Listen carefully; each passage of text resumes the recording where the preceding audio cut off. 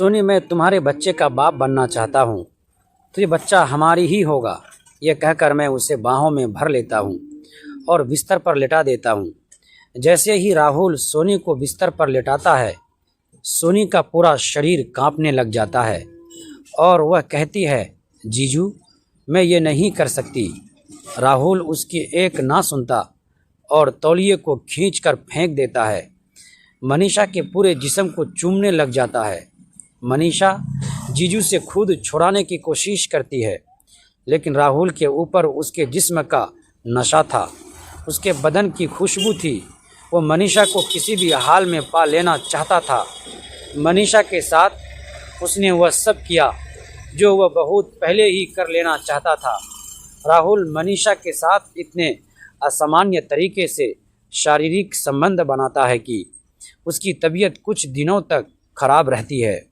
उसे इतनी तेज़ बुखार हो जाती है और शरीर में इतनी तेज़ दर्द होती है कि वो अपनी जोया दीदी को भी नहीं बता सकती कि जीजू ने उसके साथ क्या किया है। कुछ दिनों में उसकी तबीयत सही हो जाती है। राहुल मनीषा को डॉक्टर से इलाज करवा देता है और राहुल को पता था कि दर्द की वजह से मनीषा की तबीयत खराब हुई थी। इसके बाद से तो जैसे राहुल को मनीषा के जिस्म की आदत लग गई। जोया को वह किसी न किसी काम से बाहर भेज देता और वह मनीषा के साथ शारीरिक संबंध बनाता। जैसे मनीषा के बदन के अंदरूनी हिस्से में खरोश के निशान आ गए थे। दोस्तों, वीडियो में आगे बढ़ने से पहले वीडियो को लाइक और हमारे चैनल को सब्सक्राइब करके हमारा सपोर्ट ज़रूर कर दीजिएगा। दोस्तों, चलते हैं आज की कहानी की तरफ। वह जीजू को अभी भी रोकने की कोशिश करती, लेकिन राहुल मनीषा की एक न सुनता। राहुल को मनीषा के जिस्म के साथ खेलने का उसे नशा सवार था।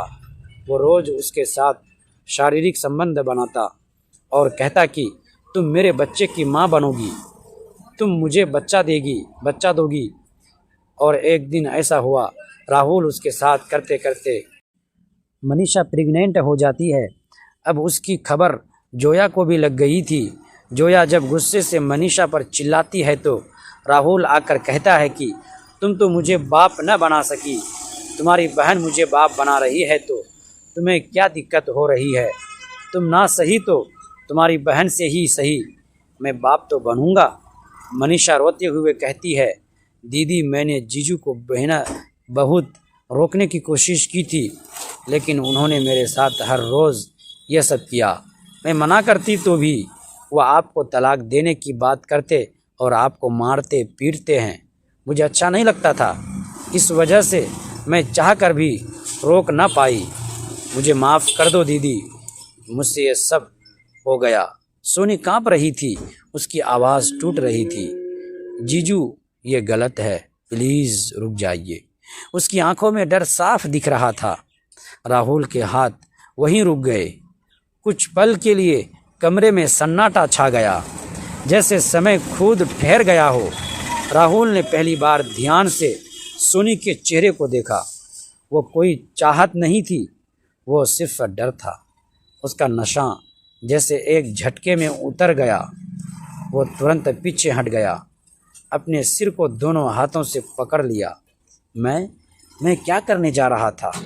सोनी जल्दी से उठी, अपने कपड़े संभालने और कमरे के कोने में जाकर खड़ी हो गई। उसकी सांसें तेज थी, आंखों से आंसू बह रहे थे। राहुल की आवाज़ भर्रा गई, मुझे माफ़ कर दो, मैं अपने होश में नहीं था, ये बहुत बड़ी गलती हो जाती है। सोनी कुछ नहीं बोली, लेकिन उसकी खामोशी सब कह रही थी। उसी वक्त दरवाजे के बाहर हल्की आहट हुई। राहुल की पत्नी मनीषा दरवाजे पर खड़ी थी।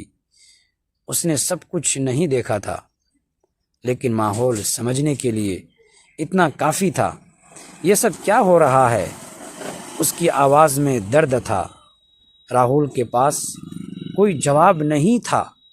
उसकी नज़रें झुक गई। उस रात तीनों की ज़िंदगी बदल गई। दोस्तों, अगली पार्ट देखने के लिए प्लीज़ हमारे चैनल को सब्सक्राइब ज़रूर करके हमारा सपोर्ट कर दीजिए।